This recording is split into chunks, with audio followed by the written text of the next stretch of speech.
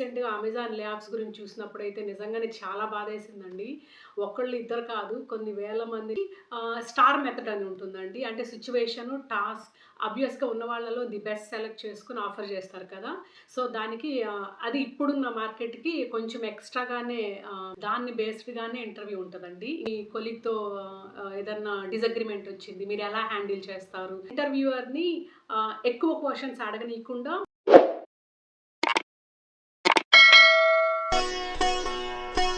Hello everyone, ఎలా ఉన్నారు అందరూ? Hope all are doing fine. Welcome back to our channel Dinalas. ఇది కంటిన్యూయేషన్ వీడియో అండి. దీనికి ముందు 2 వీడియోస్ ఉన్నాయన్నమాట, రిలేటెడ్ వీడియోస్. మీరు చెక్ చేయనట్టయితే చెక్ చేసేయండి. ఆ థంబ్‌నెయిల్స్ ఇక్కడ ఇస్తున్నాను నేను. సో, దాని తర్వాత థర్డ్ వీడియో అనమాట. సో, బ్రీఫ్‌గా చెప్పాలంటే first video about I lost my job అండి ఇన్ మార్చ్ 2025. తర్వాత ఆల్మోస్ట్ 1.5 మంత్ పట్టిందనమాట టు ల్యాండ్ న్యూ జాబ్‌లో. కామెంట్స్‌లో అంతా మీరు కొత్త జాబ్‌లో ల్యాండ్ అవ్వడానికి హెల్ప్ చేసినవి టిప్స్ చెప్పమని షేర్ చేసుకోమంటే, అందుకని లాస్ట్ వీడియో చేశాననమాట అబౌట్ అప్లికేషను. నేను ఫాలో అయినవి, ఆ టిప్స్ మీకు హెల్ప్ అవుతాయి అనమాట. అది చెక్ చేయకుండా అంటే చెక్ చేసేయండి. సో, ఈ వీడియో అబౌట్ ఇంటర్వ్యూ ప్రాసెస్ అని. అంటే ఇంటర్వ్యూ ప్రాసెస్‌లో నేనేం ఫాలో అయ్యాను, నాకేది హెల్ప్ అయిందనేది ఆ టిప్స్ మీతో షేర్ చేసుకుంటాను. హోప్ అది ఒక్కళ్ళకి హెల్ప్ అయినా గుడ్డే కదా అని చెప్పి. సో, బేసిక్‌గా ఇంటర్వ్యూ ప్రాసెస్ అనేది ఫస్ట్ మనం జాబ్‌కి అప్లై చేయాలి. ఆ తర్వాత షార్ట్ లిస్ట్ చేస్తారు కదా! మళ్ళీ అందులోంచి సెలెక్ట్ చేసి కదా ఇంటర్వ్యూకి పిలుస్తారు. సో, ఇంటర్వ్యూకి పిలిచినప్పుడు మనల్ని ఒక్కరినే కాదు కదా! ఇంకా చాలా మందిని కూడా పిలుస్తారు.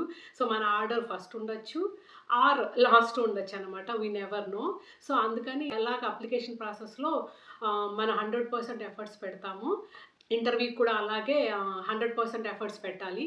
ఎందుకంటే ఆబ్వియస్‌గా ఉన్న వాళ్ళలో ది బెస్ట్ సెలెక్ట్ చేసుకొని ఆఫర్ చేస్తారు కదా! సో, దానికి అది ఇప్పుడున్న మార్కెట్‌కి కొంచెం ఎక్స్‌ట్రాగానే ఎఫర్ట్స్ పెట్టాలన్నమాట.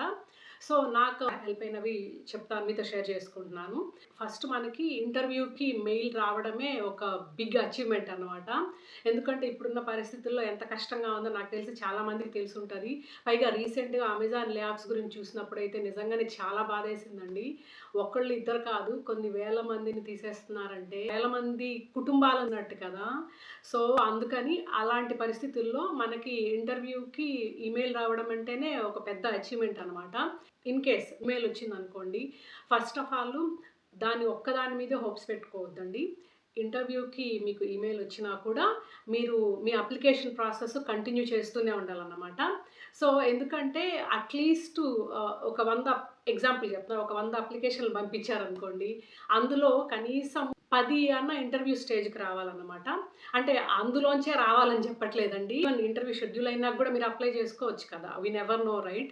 సో, అలాగా మీరు ఇంటర్వ్యూ షెడ్యూల్ అయినా కూడా మీరు అప్లై చేయడం మాత్రం మానకండి. ఎందుకంటే వి నెవర్ నో, మేబీ ఇది మీకు బెస్ట్ కాదేమో, మీరు ఇంకా అప్లై చేయబోయేది బెస్ట్ ఏమో తెలీదు కదా! మన చేతుల్లో సాలిడ్‌గా ఆఫర్ లెటర్ లేనంత వరకు మీరు అప్లికేషన్ ప్రాసెస్ అయితే ఆపకూడదనమాట. ఇందాక వీడియోలో అన్నట్టు యాస్ మెనీ యాస్ అప్లికేషన్స్ వెళ్ళిపోవాలి. మాక్సిమం నెంబర్ ఆఫ్ ఇంటర్వ్యూస్ వస్తేనే అందులోంచి మనకు ఆఫర్ వచ్చే అవకాశాలు కూడా పెరుగుతాయి కదా! సో, ఇంటర్వ్యూ ఈమెయిల్ రాంగానే దానికి తగినట్టు ప్రిపరేషన్స్ చేసుకోవాలనమాట. ఫస్టు ఆ కంపెనీలో మనకు తెలిసిన వాళ్ళు ఎవరైనా ఉన్నారా? ఉంటే మాట్లాడడము, వాళ్ళతో కనెక్ట్ అయ్యి first Glassdoor or other social sites ఉన్నాయండి. అందులో మీ రీసెర్చ్ స్టార్ట్ చేయండి. టిపికల్‌గా ఇక్కడ ఇంటర్వ్యూ ఎలా ఉంటది? ఎన్ని రౌండ్స్ ఉంటది? ఎట్సెట్రా. ఆఫ్‌కోర్స్ మనకి ఇంటర్వ్యూ మెయిల్ వచ్చినప్పుడే వాళ్ళు రిక్రూటర్, హెచ్ఆర్ చెప్తారనమాట. రిక్రూటర్ చెప్తారనమాట ఎన్ని రౌండ్స్ ఆఫ్ ఇంటర్వ్యూ ఉంటుంది అని. బట్ సమ్ కేసెస్‌లో చెప్పరు కదా! సో, మీరు మీ బ్యాక్‌గ్రౌండ్ వర్క్ చేసుకుంటే చాలా హెల్ప్ అవుతుంది. అది ఫస్ట్ స్టెప్ అనమాట. అంటే ఇంటర్వ్యూకి ప్రిపేర్ అవ్వడం అనమాట. సో, ఫస్ట్ ఏదైతే జాబ్ డిస్క్రిప్షన్‌లో ఇచ్చారో అండ్ మీ రెజ్యూమ్‌లో ఏదైతే ఉందో దాన్ని బేస్డ్‌గానే ఇంటర్వ్యూ ఉంటదండి. ఇంకా చెప్పాలంటే ఫస్ట్ వాళ్ళు మీ రెజ్యూమ్ మీదే ఫోకస్ చేస్తారు. ఇంటర్వ్యూకి పిలిచారంటే రెజ్యూమ్ అండ్ జాబ్ డిస్క్రిప్షన్ బాగా అలైన్ అయిందని అర్థం అనమాట. సో, ఫస్ట్ ఆఫ్ ఆల్ రెజ్యూమ్‌లో మీరు ఏదైతే మెన్షన్ చేశారో మీ స్కిల్స్ గాని, ఎక్స్‌పర్టైజ్ గాని దాని గురించి థరోగా ప్రిపేర్ అవ్వండి. ఆఫ్‌కోర్స్ మీరు డే టు డే చేసే జాబ్ అయినా సరే థరోగా ప్రిపేర్ అవ్వాల్సిందే. ఎందుకంటే కొన్ని ఏరియాస్ ఉంటాయి. అది చాలా కాలం అయి ఉంటుంది మీరు వర్క్ చేసే ఆ ఏరియాస్‌లో. సో, అలాంటి ఏరియాస్ మీద కూడా మీరు థరోగా ప్రిపేర్ అవ్వాల్సి ఉంటదనమాట. సో, ఫస్ట్ మీ రెజ్యూమ్‌లో ఉన్నది మొత్తం కవర్ చేయాలి. అండ్ ఆల్సో జాబ్ డిస్క్రిప్షన్‌లో ఉండే టాపిక్స్ కూడా మీరు ప్రిపేర్ అవ్వాల్సి ఉంటది. ఎందుకంటే hiring managers always they focus on your resume and job డిస్క్రిప్షన్‌లో ఉండే ఏదైతే రిక్వైర్మెంట్సో రిక్విజిట్ స్కిల్స్ మీ దగ్గర నుంచి ఎక్స్‌పెక్ట్ చేస్తున్నారో సో వాటి మీదే మోస్ట్‌లీ క్వెషన్స్ ఉంటాయండి. సో ఫస్ట్ అయితే మీరు మీ రెజ్యూమ్‌లో ఉండే ఏరియాస్, టాపిక్స్ అన్నీ థరోగా ప్రిపేర్ అవ్వాలి. అండ్ నెక్స్ట్ వచ్చి స్టార్ మెథడ్ అని ఉంటుందండి. అంటే సిట్యుయేషను, టాస్కు, యాక్షను అండ్ రిజల్ట్. నాకు తెలిసి కరెక్టే అనుకుంటా. నేనేం ప్రిపేర్ అవ్వలేదు ఈ వీడియో కోసం. ఇట్స్ బీన్ ఎ వైల్ కదా! హోప్‌ఫుల్లీ ఇన్ కేస్ రాంగ్ అయితే మెన్షన్ చేయండి. సో, ఈ స్టార్ మెథడ్‌కి మీరు ప్రిపేర్ అవ్వాల్సి ఉంటది. అంటే మీకు వచ్చిన సిట్యుయేషన్ టఫ్ సిట్యుయేషన్ కానీ ఆ సిట్యుయేషన్‌కి మీరు ఎలాంటి టాస్క్ పెర్ఫార్మ్ చేశారు? ఆ టాస్క్ కోసం మీరు ఎలాంటి యాక్షన్ తీసుకున్నారు?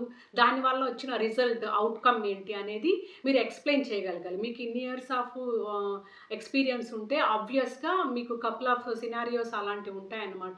సో, అలాంటి సినారియోస్ స్టార్ మెథడ్ కంపల్సరీ అడుగుతున్నారండి ఈ మధ్య ఇంటర్వ్యూస్‌లో. అది ఏ ఫీల్డ్ అయినా కూడా. సో, అది మాత్రం బాగా ప్రిపేర్ అవ్వండి. నాట్ ఓన్లీ ఒక్క సిట్యుయేషనే కాకుండా కపుల్ ఆఫ్ సిట్యుయేషన్స్, ఏరియాస్ గాని, సిట్యుయేషన్స్ గాని ఆ స్టార్ సినారియోస్ ఎగ్జాంపుల్స్ ప్రిపేర్ అవ్వండి మీరు. అదొక ఇంపార్టెంట్ పాయింట్. దాని తర్వాత బిహేవియరల్ క్వెషన్స్ ఎక్కువ అడుగుతున్నారనమాట. ఎందుకంటే మీరు ఎలా పనిచేస్తున్నారు అన్న దాంతో పాటు మీ బిహేవియర్ అన్నది కూడా కంపెనీలో వాళ్ళకి చాలా ఇంపార్టెంటు.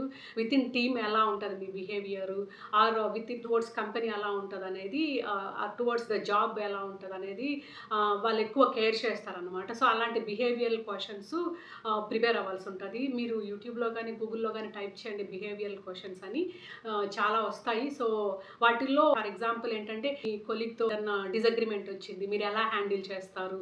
అది బిహేవియరల్ క్వెషన్. ఎగ్జాంపుల్ ఇచ్చాను. సో, అలాంటి బిహేవియరల్ క్వెషన్స్ ప్రిపేర్ అవ్వండనమాట. అది ఒక ఇంపార్టెంట్ పాయింటు.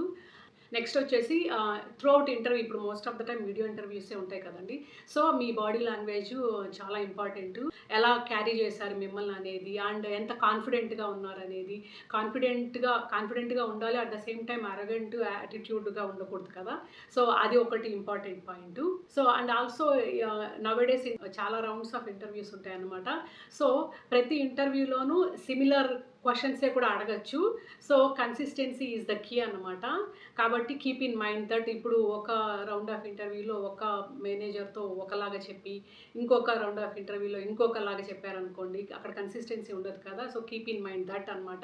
ఎందుకంటే అట్ ద ఎండ్ వాళ్ళు డెసిషన్ ఇచ్చేటప్పుడు అందరూ కూర్చొని డిస్కస్ చేసుకొని డెసిషన్‌కొస్తారన్నమాట. సో, అందుకనే consistency is the key.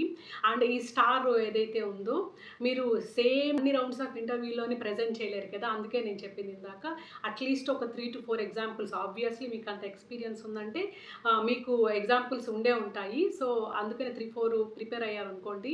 You can use them handful and వాళ్ళకి కూడా తెలుస్తుంది మీకు వైడ్ ఎక్స్‌పీరియన్స్ ఉందని. అండ్ అనదర్ ఇంపార్టెంట్ పాయింట్ వచ్చి ఈచ్ టైమ్ ఇంటర్వ్యూ అయిపోగానే ఒక థ్యాంక్ యూ ఈమెయిల్ సెండ్ చేశారనుకోండి. It's kind of communication represents మీ కమ్యూనికేషన్ అన్నమాట. సో, అది point.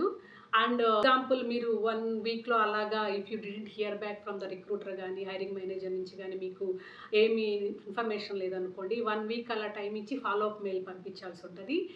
So that it's kind of reminder. ఎందుకంటే వాళ్ళకి మనమే కాదు కదా! చాలా మందితో ఇంటర్వ్యూస్ ఉంటాయి. చాలా టాస్క్స్ ఉంటాయి కాబట్టి ఒక ఫాలో అప్ ఈమెయిల్ పంపించారనుకోండి. మీకు ఇంటర్వ్యూ స్టేటస్ తెలుస్తుంది. And it kind of friendly రిమైండర్‌గా కూడా ఉంటది రిక్రూటర్‌కి. సో, అదొక పాయింట్ అనమాట. అండ్ ఇంకా ఇంకొన్ని చిన్న పాయింట్స్ ఉంటాయి. అది I don't need to mention అనుకుంటా.